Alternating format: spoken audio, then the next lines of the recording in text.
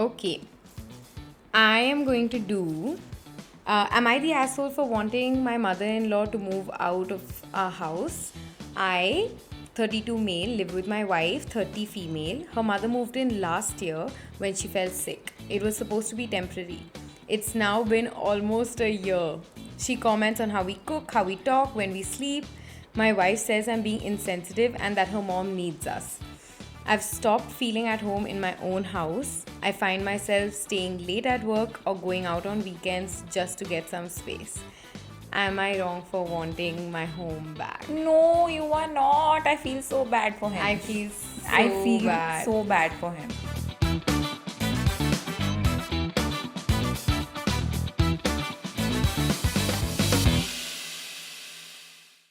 Listen, I get it.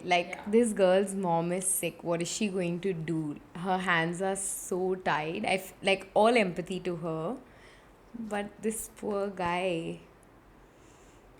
But then also, roles reversed. Roles reversed if this was a girl complaining about her mother-in-law. Yeah, then what? Especially in India. So I feel like the advocacy has to be with the person whose parent it is. So this girl needs to be advocating for her partner. Yeah. Whatever space means to him, whatever having like a safety net at home, maybe a room, a man cave, maybe even everything she's saying about how they cook or how they are talking when they're sleeping, she needs to set some ground rules. This is her house. Yeah. She needs to decide what are the non-negotiables around how they live. And she needs to keep her mom in check. Yeah. And how is this sick lady even being so fussy? Like, isn't she sick?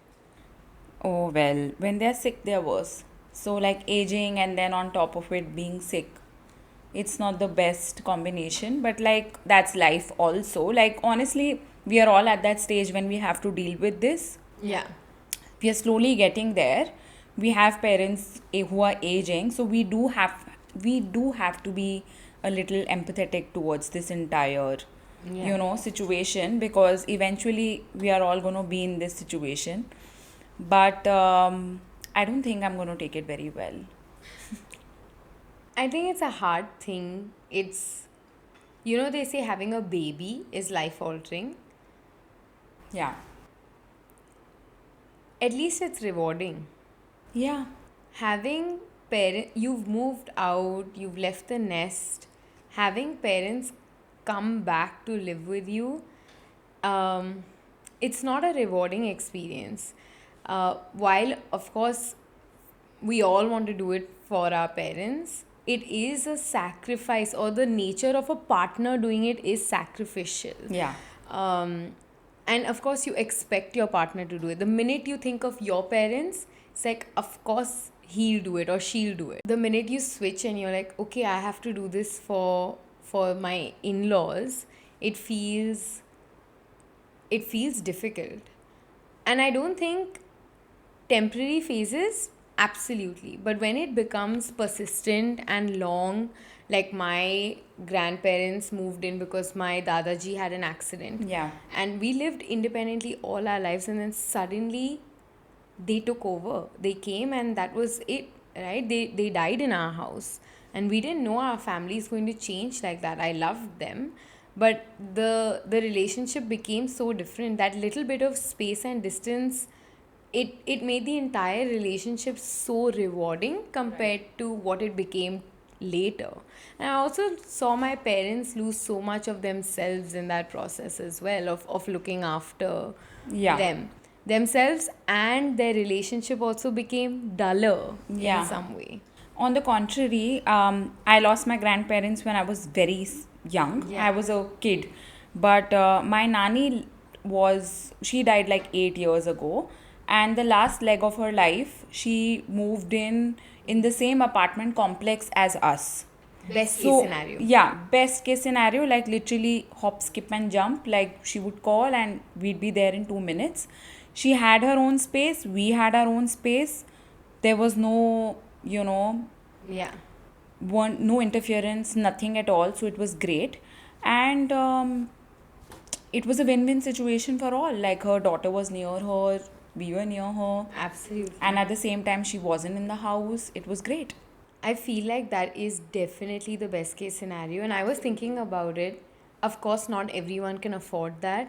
But Yeah. for as a solution, it is the best solution you can have right next door, but not inside the house. Not It inside gives the you house. all the space, and somehow the caregiving also, you can switch off from it. Those little moments where you can switch off from it, suddenly I feel like you can bring your best self to that role when you have to adopt it as well. So for this person, I think for me, not the asshole.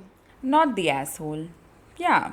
But maybe the wife is like soft YTA because she needs to be doing more. Her partner is so going through it. If she's not recognizing it and if she's not doing more, she is not doing it justice. Let's do another one. Okay. Am I the asshole for booking a hotel instead of staying in a shaadi wala ghar? I, 29 female, went out of town for my best friend's wedding. Destination wedding. Okay. Her family was hosting all the bride's best friends in the Shadiwala Ghar to save hotel costs. Understandable. So when I offered to book my own room, thinking it'll take some of the hosting pressure off, they insisted I stay with them. It'll be more fun. Cut to 12 people sharing 2 rooms, haldi prep happening on my bed, cousins rehearsing dance routines in every corner, and nowhere to sit without someone asking for a safety pin. I barely slept, got ready standing next to a ring light. There was no space to keep my clothes or iron them, and I realized I might not survive 3 more days of this. The next morning, I quietly booked myself into a nearby hotel.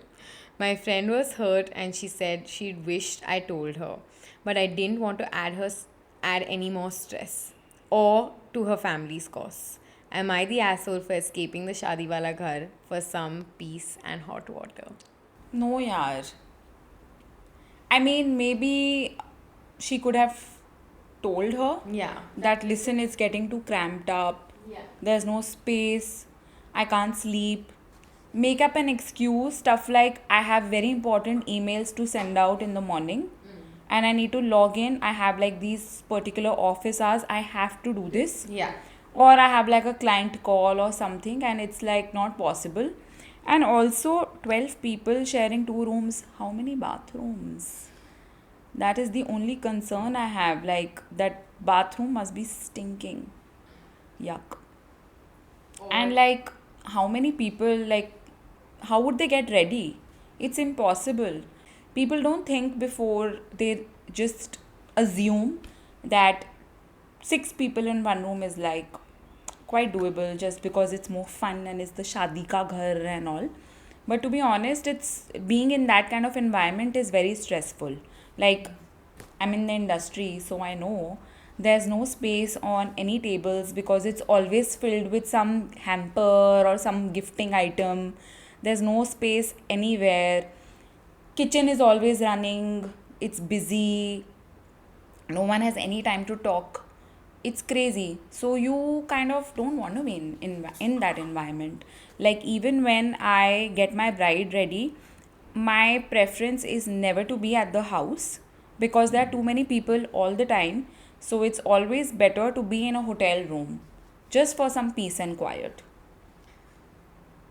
I think, I don't know, I have a very romanticized idea of Shadi ka ghar. shadi.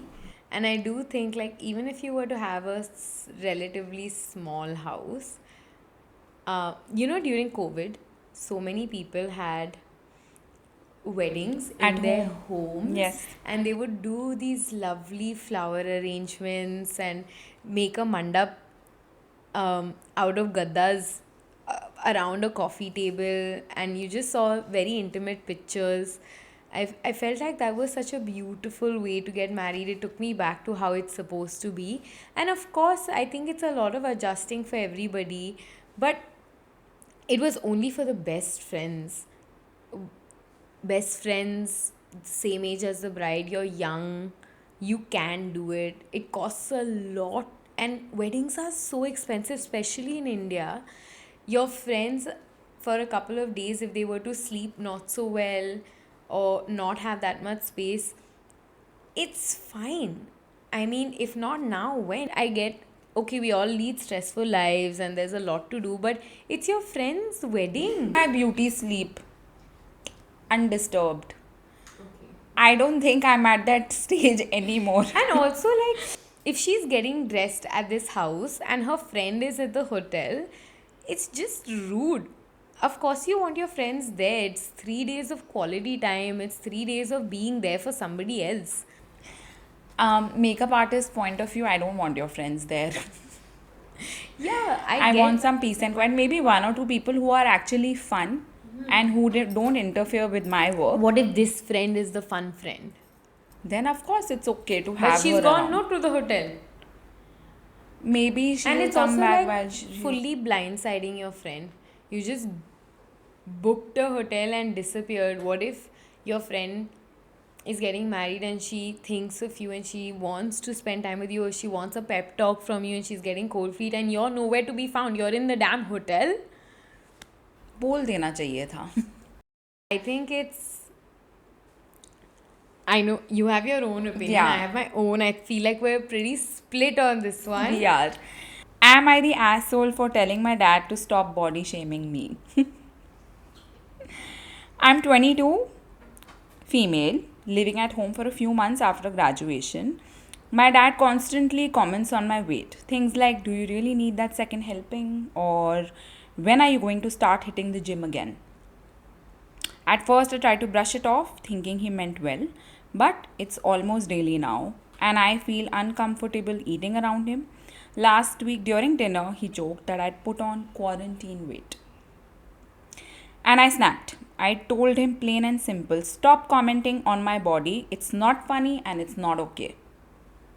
He got defensive, saying that he was just concerned about my health and that I was being too sensitive. My mom thinks I should apologize to him to keep the peace, and my dad hasn't spoken to me since.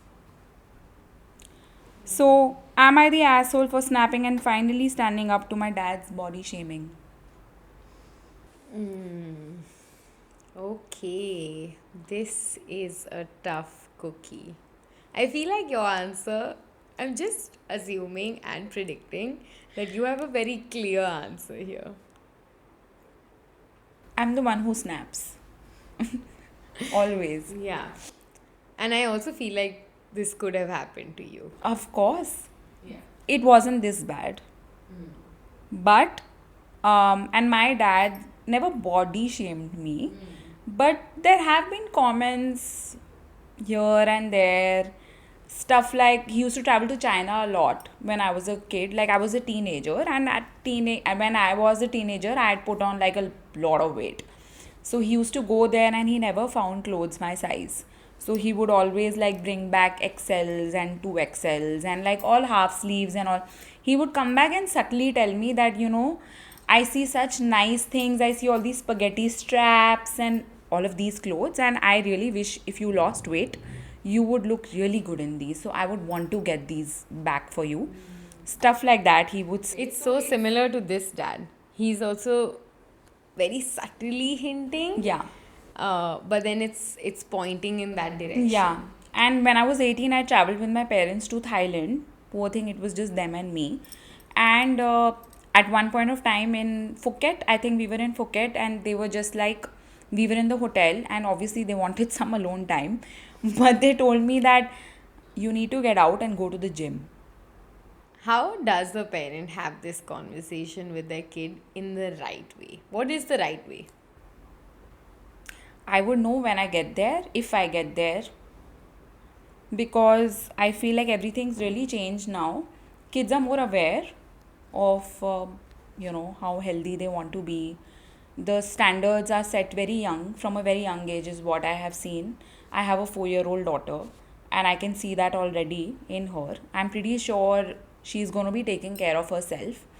And if she doesn't, I think we are also setting the standards for them, right? Like now is the time in our late 30s that we are so strictly looking after ourselves. As in, for me and my husband, it's now finally at 37 that I'm hitting the gym. I'm going very regularly. It's a part of my daily regime. Like if I don't go to the gym 5 times a week, I don't feel good about it. I'm strictly following a diet. All of those things that are, I'm following, things that I'm looking after myself and my body. She's noticing all of that. So, of course, she's going to imbibe that. Whereas when we were kids, we never saw that. I I agree that modeling behavior is the absolute right way to go. I don't think you can have this conversation if you're not modeling good, healthy habits and behavior yourself. My younger sister was also always overweight. She really, really struggled with her weight all our lives. Um, my father has always been very similar to this dad. I think he said it nicely. Sometimes he makes these comments. Sometimes he has long conversations. I think he's tried everything. But it's not a thing that can be fixed through one conversation anyway. But, and I also feel like we saw him model it. He would go swimming, come rain, cold weather. Yeah. He would go every evening on his way back from office when he started his own company. He goes for his walks. He's very particular about his health. Yeah. But I feel like I never picked up on it. I saw him do it, but I never picked up on it. I had lived in my own world. I didn't go through this, but my younger sister did. I saw her go through it, and I saw that tug of war. I know that there is obesity. I want to protect you. I want to do right by you. We've gone to the doctor. We've tried a nutritionist. We've tried changing the diet at home. I'm modeling this behavior, and sometimes I feel like you're just hitting a wall because it's such a difficult thing to overcome. And while it's a valid concern, I think your biggest responsibility and priority as a parent is to build your child's confidence. Yeah. I think weight can come and go, you'll have phases, but self esteem, confidence, that stays with you all your life, and it should be something that is the first priority, always the priority, something that you hone, craft with your kids, and something that they should carry like a badge of honor. Yeah. And I feel like this particular way of doing this is breaking that. When your primary caregivers, your dad's your hero. Right. If your dad does this and says this, what are you going to think when boys say this or your friends say this? There are enough bullies, social media, boyfriends, dicks, toxic partners. There are enough of that. Like your dad has to be your safe space. Ananya, I've grown up being body shamed. My entire life, I've had such low self esteem. My entire teenage years, my childhood, my 20s, I've never felt good about myself. There is never a time that I have actually felt good about myself. Maybe now there is acceptance and there is some sort of pride because I've really worked hard. But before this, I've always come across bullies. I've always come across people who've body shamed me in my family, in my friends. Always. It's always stuck to me. So it's not it's like I'm so critical about myself. Yeah. In every angle, I would see myself, I would be like, oh, this is looking too big, or this Yeah. is like not nice. Anything and everything. I would go on apps now to slim down my face a little bit or whatever. Like there have been comments all my life. Like cousins would get engaged and the first thing they would say to me is, lose some weight now. Like, hello. It's like I would refuse to eat in front of people at one point of time in my life because it was so, it just didn't feel good. I thought like I'm getting like this death stare from people the entire time that I was picking up a roti or I was picking up dessert or something at a family function.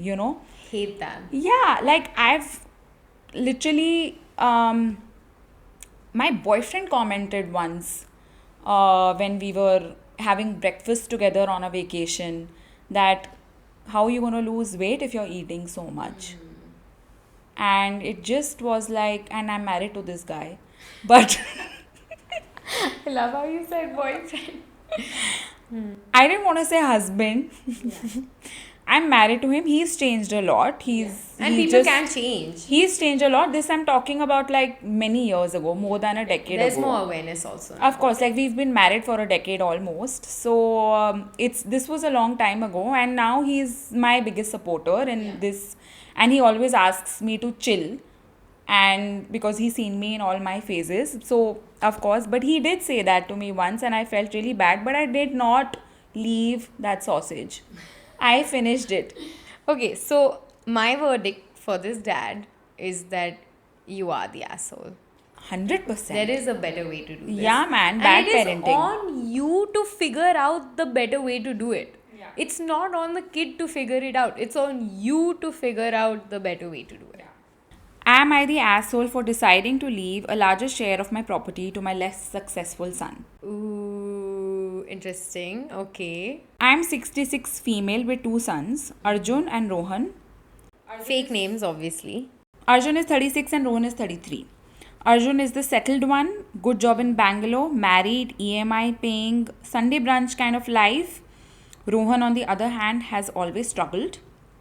He's creative, sensitive, deals with anxiety, and hasn't been able to hold a steady job. He's single, lives with me, and also helps me look after his father who's unwell. Recently, I updated my will so that the house we currently live in goes to Rohan, while Arjun receives a smaller cash share. My reasoning was simple. Arjun already owns a flat that he's paying EMIs on, so he's secure. This way, both my sons have a roof over their heads. When I told Arjun, he got angry and said, I'm rewarding failure, and have been coddling Rohan all his life. Now he's not speaking to me, and my relatives think I'm being unfair and creating a rift between my sons. Am I the asshole for wanting to make sure my less successful child has a home after I'm gone? Wow. Okay, this one. I have thoughts. I have so many thoughts. Same. Okay, you say first. What is your first reaction? I honestly do think everything should be 50-50 between siblings. That's fair. And that's how it should be. Don't leave an entire house for the guy, and he's only 33. You know, His life could change. His life his could fortune change. could change. His success could change. absolutely. And the more, I also feel like this whole younger child thing is an issue. I'm the younger child. But I'm also not coddled. Like, my parents are very fair. It's like fair and square, always. And there is never a time when I'm not given a chance to prove myself and stuff. Like, there's never a question. I would never want this for myself. I also feel that as soon as you do this, it's kind of also telling the younger son that you are unsuccessful. That's why I'm doing this for you. It could either go that way, or it could just be privilege. Like, he could just feel extremely privileged and be like कि ओ अब तो मुझे काम करने की ज़रूरत ही नहीं है, because in any case घर तो है मेरे पास. So either he gets like really motivated. It could go two ways, right? He could get really motivated and say like, I don't want this to happen. Don't do this. Make it 50-50. I'm going to turn things around for myself and actually work towards it. Or he could just be like, you know what? Ho gaya. I'll sit back and relax. Yeah. And This is such a tough one because I don't know. Very controversial opinion. I know it is. I know it in my heart that it is. But I feel like it's okay. And I feel like inheritance is not something you can count on. It's not yours to begin with. You have zero right over it. All of, like, people who, it's not people. I think the thought process of counting on your inheritance is entitled. Yeah. Um, it's what your parents built or their parents. It's theirs, and they fully get to decide what to do with it. Yeah. That being said, you had two kids. They're equal. You can't place, like, you can't pick favorites, and you have to be just and fair. But all kids don't receive the same version of their parents. An elder kid receives a very different version of their parents, and a younger kid always receives a very different version of their parents. Yeah. I feel like elder kids have their own way of taking up a lot of space and I am an elder kid,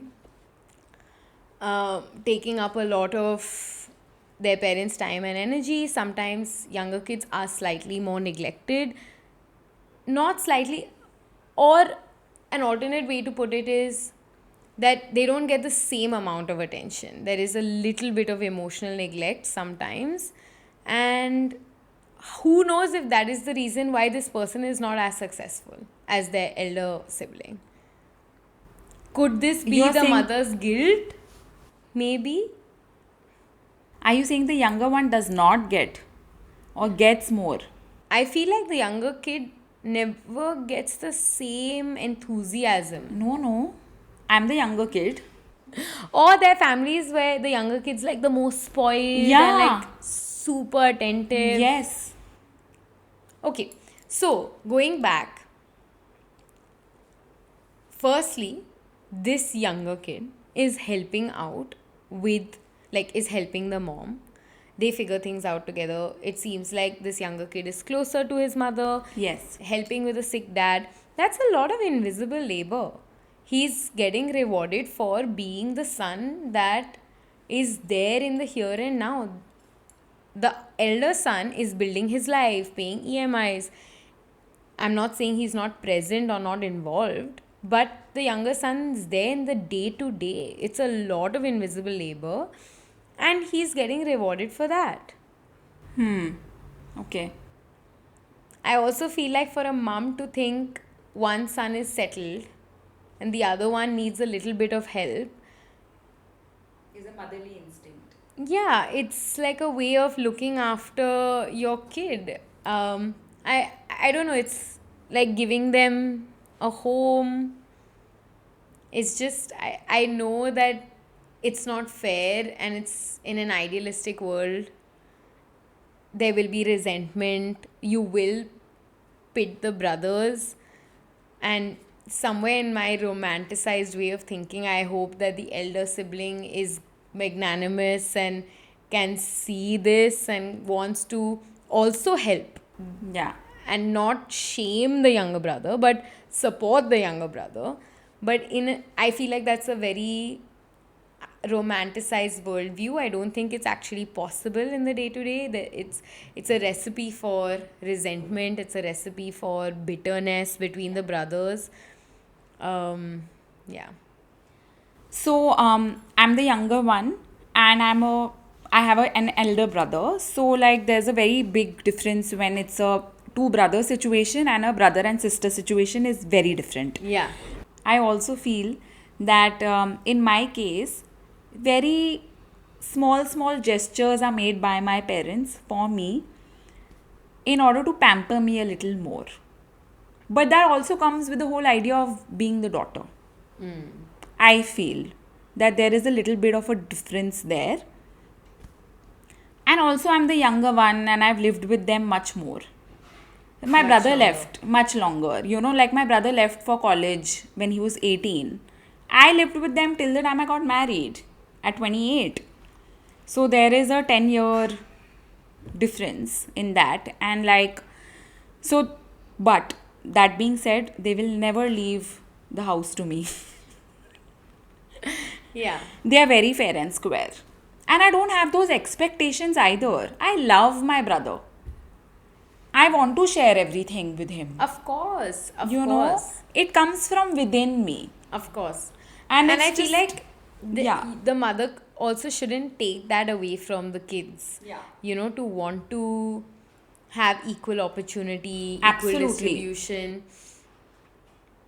I feel like this should be a conversation between all three of them Yeah.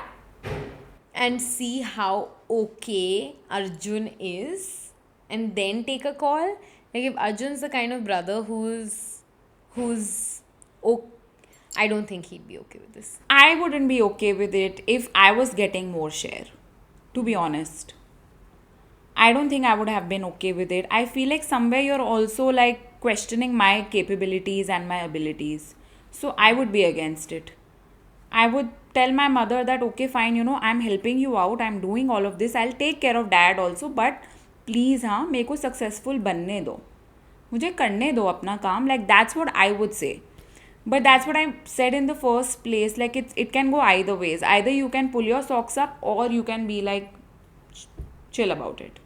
Yeah. Okay, now my work's done. But then, Okay, so is the mum being the asshole? no. In some way, she's not. But I'm very split again. Like, she shouldn't leave. You know, Reddit, uh, all of Reddit said she is being. She, like, yes, you're the asshole. I don't think you think that. So I feel like to be politically correct and to be on the side of the world, yes, you're the asshole. But my heart inside somewhere is like, no, this is what any mom or parent would want, that both my kids Are happy and successful. are happy and successful. Okay, one's doing it for themselves, the other I'm helping out, because all my life, like, as a parent, you are helping your kids out forever. That's the job, that's the role. Dude, what if this guy scores this really, really rich chick to get married to who has like crores and crores of inheritance? He's sorted. He couldn't keep a job, he's gonna get a rich chick and You keep never her. know. What if he's really hot? I don't know. I think this one's a really tough one, and I think that You need to wait. I feel auntie needs to wait. she's only 66. हाँ यार, wait करो. Put it down somewhere just as a backup, but it's too early to decide. Yeah, but like it's okay. My mom is not even 60. She still insists on making her will every single day. I think all of our parents' generation, they're so hell bent on having their A will will. set because so many of their parents didn't do it, and it's broken siblings, it's broken relationships, and it's been so messy. This one's difficult to say. I also think that for these two siblings, what if Arjun went to like an Ivy League and his parents spent all the money in his education, and he had these interests where he went to a fancy ass college and he did really well because he was always high ranking, but they never spent that kind of money on Rohan because okay, he never had that kind of interest, so they didn't have to But invest. इसमें बेचारे अर्जुन की क्या गलती है कि वो इतना smart है? I mean, did you take a student loan and do it all by yourself? Maybe he did. See, these are all assumptions that we can make. We don't know these people. Fair. So ठीक है, let's just conclude. We can make an entire episode On just on this. just this inheritance. So let's not. Yeah. Okay, for me, the mum is not the asshole. Only heart of heart. And on the Partially the asshole. outside, like for the world, yeah, she is the asshole.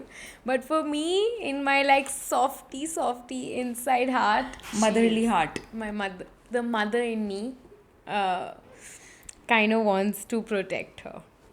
And I think she's not the asshole. But I think you're lying. I think you do think she's the asshole. I do think she's the asshole, to be honest. But I feel like it can still be changed. It's just a will. So change yourself. Don't be the asshole. Change the will. Okay, so this was super fun. So fun. Are you happy that we finally did our AITA episode? And you know, we didn't discuss any of it before. We did not. I've been wanting to do this for so long and it really scratched that itch that I've had. Good. It was fulfilling. Yes, so I really think I agree with you completely. I think it was very fulfilling, and I really, really hope that now people send in DMs and they Yeah. tell us what we need to talk about. Send us your AITAs, please, and send us more requests and let us know what you want us to talk about. And it could be juicy, spicy, and controversial, everything, and we'd be happy to talk about it in our own Banyan girls way. And I obviously everything's anonymous, but I also feel like this is the most constructive way to discuss tea. I feel like this is the most constructive way to gossip. This is basically gossip About other people's lives. I love it. about other people's lives, and it's. I think this is what podcasts are all about. Yeah, it can't always be serious. Yeah, And it can't always be about us. Although it did become. about us. I think Always. it'll always be about us. Always. We'll be back soon with another episode. Please let us know what you would like to see. And like, share, and please subscribe to our channel.